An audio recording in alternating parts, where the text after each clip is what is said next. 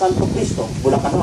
At ang paninindigan ng ilang mga kapatid na nasalanta ng kalamidad sa lokal ng Jackson, Distrito Eclesiastico ng Metro Manila South. Narito po ang kanilang kwento. Sa pagsisimula ng bawat araw, abala si kapatid na Connie sa pangangasiwa sa kanyang mga manggagawa dito sa kanyang gansya. Matyagang ibibigay sa kanila ang mga dapat gawin para sa araw na yon. Ang pagkamatyaga at kasipagan sa anumang ginagawa ay mga katangiang taglay ng kapatid na Connie. Na sa unang tingin ay hindi mo aakalain, siya ay 72 taong gulang na. Ang mga katangian ito ay naging sandata niya sa pagharap sa mga hamon ng buhay mula pa sa kanyang kabataan. Ang tatang ko po ay magsasaka. Kaya kami po, lumaki sa bukid. Nung mga bata po kami, nag-aaral kami sa elementary para may baong kami, kailangan po namin mamulot ng palay sa bukid. Habang iniipon ng mga magsasaka yung palay nila, sumusunod po kami. Yung naiiwan ng mga nag-iipon, kinukuha namin. Pagbibili namin, yun po ang baon namin pag kami pumasok sa school. Lahat po kami magkakapatid, ganun. Lahat kami, alam kong mga kung aalis kami din sa hirap na yun. Sabi ko, mag-aaral ako talaga. Ipilit ko makapag-aral.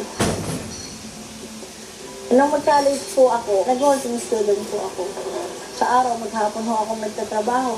Tapos, sa gabi, pumapasok ako. Isang katotohanan ang tagumpay ay hindi malayo sa taong masipag at mapagpundali. Accounting po ang kinuha ko. Naman ang Diyos, nakapasok po ako. May CPA po ako. Nagpatuloy ang kanyang pagsisikap na magtagumpay sa kanyang kabuhayan, maging nang siya ay mayroon ng sariling pamilya. Isang araw, may nag-ano po sa amin na yung kanyang rice mill, binibigyan siya ng 1 year ng bangko para matubos. Hindi niya kayang matubos. Pero inialok ho ng bangko na mag-down lang kami ng a certain amount, maliit lang naman, tapos sulugan na lang namin. So, yun ho, naglakas loob na kami kunin yung rice mill, kaya nagkaroon ho kami ng rice mill. Ganun. Okay naman ho, yung business. Sa mga panahon yun, ang kapatid na Connie ay naging kasangkapan ng Diyos upang makapagsimula ng lokal ng iglesia sa kanilang dako. Ang unang kapatid po dito sa lokal ng Santo Cristo, 120. Galing po yan sa lokal ng Santa Barbara, Baliwag, at saka Pupulilan. Extension po muna kami. Pero hindi naman po nagtagal, nakumpleto namin yung requirements sa mga may tungkulin, kaya ginawa na po kami lokal. Itinuturing niyang isang napakalaking biyaya na napagtibay noon ng pamahala sa iglesia na sa kanilang ipinatayong bagong tahanan, isagawa ang pagsamba ng nooy nagsisimulang lokal ng Santo Cristo, Distrito Eclesiastico ng Bulacan. Ang pagsamba ay namalagi sa kanilang dako hanggang sa magkaroon ng isang malaking gusaling sambahan, ang lokal ng Santo Cristo, noong August 24, 2001.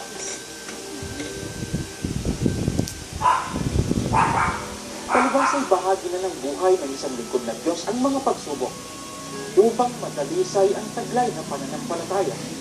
Ang kanyang sambahayan ay pinaraan sa mabibigat na mga suliranin, lalo na sa kanilang negosyo. Yung ibang mayayaman, nagtayo po sila ng rice mill sa Intercity. Nagtabi-tabi po ang rice mill doon, napakaraming rice mill ang natayo doon. Kaya ang mga biyahero po ng bigas, doon na nagpupunta, pati po yung mga nagsusupply ng palay. Kami po na nandito sa labas na out of business.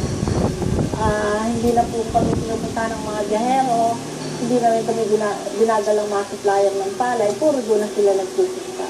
Tumaas ang interest ng bangko, humina ang business, kaya kailangan i-give up namin yung negosyo namin ng rice mill at magsimula kami ng iba.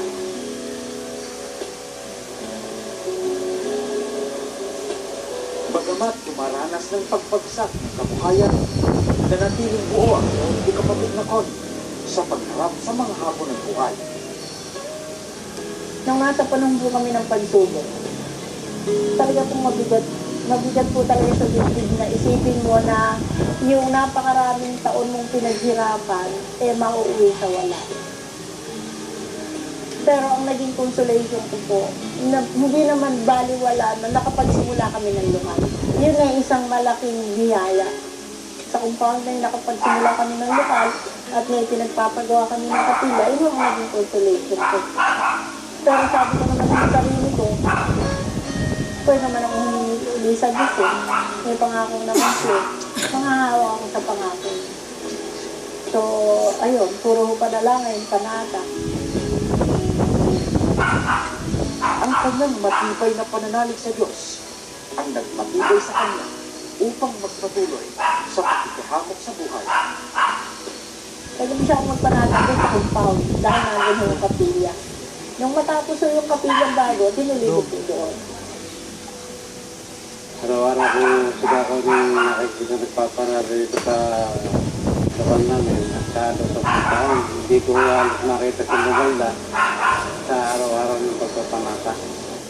Eh, panalangin ako ng umaga, meron tanghali, meron gabi, meron pa ako alas 10, meron pa ako alas 3. Talagang inilabang ko sa problema, panalangin. At lahat ng ministrong dumating, hinihingi ko kung ipanalangin ako. Likas kay kapatid na Connie ang pagkapatulungin sa kapwa. Lalong-lalo na sa mga kapatid sa iglesia. Nasa gitna man ng pagsubok sa kabuhayan noon, nahayag ang kanyang bukas palad na pagtulong sa mga nangangailangan. Nung nasunugan ho yung mga taga-bago bantay, na mga squatter na mga kapatid doon, eh ayaw na hong pabalikin ng kaya dito. Binigyan ho sila ng tirahan dito sa Pandibulacan. Sumunod naman ang mga kapatid, binira sila sa Pandi. Ang problema, wala silang trabaho doon. So ako yung nasa livelihood committee ng Buklod. So, binradi ko po na bigyan sila ng trabaho. So, nagtanong po ako dun sa kaibigan ko kung paano ang paglilinis ng bote kasi yun ang trabaho niya. Tinuruan ho ako. So, sabi ko, pwede ko maibigay ng trabaho ko dun sa mga kapatid. Yung botehan na yon, hindi ko naman itinuring na hanap buhay na source of income eh. Kasi minsan nag-break-even lang ako, minsan nalulugi pa ako ng konti, ganyan. Kasi ho, subcon lang ako. Hindi ako direct sa kumpanya. Ang gusto ko lang, matulungan talaga yung mga kapatid. Talaga po gumagawa po siya ng paraan para kumita po yung tao. Kanya kahit po lugi na siya, basta po hindi niya po pinababayaan yung kinabubuhay ng mga tao sa kanya. Muli na namang dumating ang panibagong mabigat na pagsubok na muling nagpahirap sa kalagayang pinagdaraanan ng kanilang sambahayan. Yun ho, kasi doon sa likod namin, merong pistisan. Ngayon, meron silang motor. Pumutok yung motor. Lumipad yung baga. Nung pumutok ng motor, kung tumama, meron kang pamintirahan ng tao doon sa dulo na light material. So, doon nag-umpisa yung apoy. Yung time na nag-uumpisa pa lang sana kaming makabawi. And then, ito na naman, may bago na namang pagsubok. Nasunugan naman kami this time. Hindi rin naman mo kami naligali ng lubusan. Sapagkat naituro ko kasi sa amin ni Mami na anumang bagay na mangyari at dumating na pagsubok, nangyayari po ito para sa ikabubuti. Pag ako'y lumalabas ng kapilya, nakikita ko po yung mga bituin. Sabi ko po sa sarili ko, napakaraming bituin. Hindi nga mabilang kung ilan. At yung mga bituin na yun, napakalalaki kung ikukumpara sa mundo. Andun siya, hindi siya nagkakabangga, hindi siya nalalaglag. Ganun kalakas ang kapangyarihan ng Ama. Yung problema ko, na kung ikukumpara sa mga bituin na yan, hindi nga tuldok eh. So, kayang-kaya ng Ama na solusyonan yung problema ko. Bagamat ako, sa tingin ko, pag ako titigil, parang wala nang solusyon. Pero alam ko, ang Diyos kaya niyang solusyonan. Tuno ako ng hawak, kayang-kaya ng Diyos na solusyonan. Nang hawak din ako sa pangako niya na sa panahon ng pagsubok, hindi sa lalayo. Tuno ako ng hawak talaga. Kaya lagi akong nanalangin. Ang nagpapakaigting na pagpapanata sa Panginoong Diyos ay hindi nawala ng kabuluhan. Hindi naman po ako manigulan kasi. Kasi yung mga isip na yun, hindi naman naman ho ako kilala. Tinawagan ko lang ho si telepono. Binilibiran po ako ng bote araw-araw. Ako nga walang paglagyan, hindi ako dumami botehan ko. Kasi hindi ko naman alam sa ako ilalagay yung pinagagalo nilang bote. Kaya ako ng botehan ko naging 6. Hanggang naging 7 pa. Nang magkita po kami ng mga itik na yun after 1.5 years. Yun nila ako kilala. Milyon ho ang pinauutang nila sa akin. Hindi ako nakapagsimula sa botehan. Hindi ko pagawa ng issue. At isipin niyo yung botehan na yan. Alam tungkol sa botehan eh. Pero sa kadituhan ko matulungan yung mga kapatid na taga-pandi. Natuto kung mag-bote. Yung botehan na yan na natutuhan ko dahil doon ang nagsalba sa akin.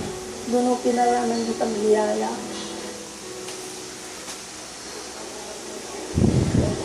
Sa kasalukuyan, ang kanyang negosyong bottle recycling ay masasabing matatag at patuloy pang umuunlad. Kinikilan niyang ito'y biyaya ng Diyos sa kanilang sambahayan. Kung paanong nagpamalas siya ng kasipagan sa pag-abot ng tagumpay sa buhay, higit niyang pinatunayan ng kasipagan sa paglilingkod ng Diyos. Mula sa kanyang kabataan, ay humawak siya ng iba't ibang tungkulin sa loob ng iglesia. Sa kasalukuyan, isa sa mga tungkulin niya ay ang pagkakatiwala sa ilaw ng kaligtasan sa kanilang lokal. Ang ilaw ng kaligtasan ay ang kapisanan o kagawaran na tuwirang nangangasiwa sa gawaing pagpapalaganap ng mga salita ng Diyos. Si Kaponi po bilang isang may tungkulin sa lokal ay siya po ay responsable sa mga aktibidad na sinasagawa sa bawat lokal. Nagagalak po ang ibalita sa inyo na yung mga kapatid po namin sa lokal na doble na ang bilang dahil sa dami ng napag-bautismuhan. At mga kapatid po kasi dito sa lokal namin ay napakasigla po sa larangan ng pag-aakay. Sa kasalukuyan po, araw-araw po siyang nagpupunta sa kapilya para po tuparin yung kanyang tungkulin bilang pangulo po ng ilaw sa aming lokal. Lagi niyang inaasikaso yung aming mga sinusubok, yung mga dinusukranahan. Lagi niyang binabantayan na masigurado na sila ay makatapos sa pagsubok at mabautismuhan sa araw ng bautismo. Sumasampalataya po ako na ipakikita ko yung pag-ibig ko sa kapatid o sa kapwa ko kung naaakay ko siya sa kaligtasan. Kaya tinisikap ko po sa abot ang makakaya ko na mga kaibigan ko, kakilala ko, mga tauhan ko, madala ko po talaga sa iglesia para masama sa kaligtasan. Kinikilala niyang isa sa mga biyaya ng Diyos sa kanya ay ang pamamalagi ng kanyang lakas at kalusugan. Ako po yung nangangako sa Ama na sa abot ng makakaya ko hanggang ako'y may buhay, may lakas, may pinagkakaloob niya. Gugugulin ko po una sa lahat sa paglilingkod sa kanya. At yung mga anak ko po hindi po ang pangarap ko na lahat magtalaga sila sa kanilang mga tungkulin. At nung po ako'y dumaan sa pagsubok, nakita po nila kung paano kaming tinulungan ng Diyos. Na nalagpasan namin yung mga pagsubok na yun. At sa naranasan ko po, kaya man lang masasabi talagang sa buhay mo payapa ang kalooban mo. Kaya napakalaking biyaya po. Ang kanyang mga karanasan ay mga kwento ng nagiging napakikipaghamok sa mga pagsubok sa buhay. Dahil sa taglay niyang sandata na matibay na pananalig sa Diyos. Siya'y nagkapanaig sa mabibigat na suliranin. At sa pagpapatuloy pa ng buhay, alam niyang marami pang mga pagsubok ang daranasin ng kanilang sambahayan. Subalit alam din niyang sa tulong ng Panginoong Diyos, patuloy nilang may paglalaban ang kanilang pananampalataya hanggang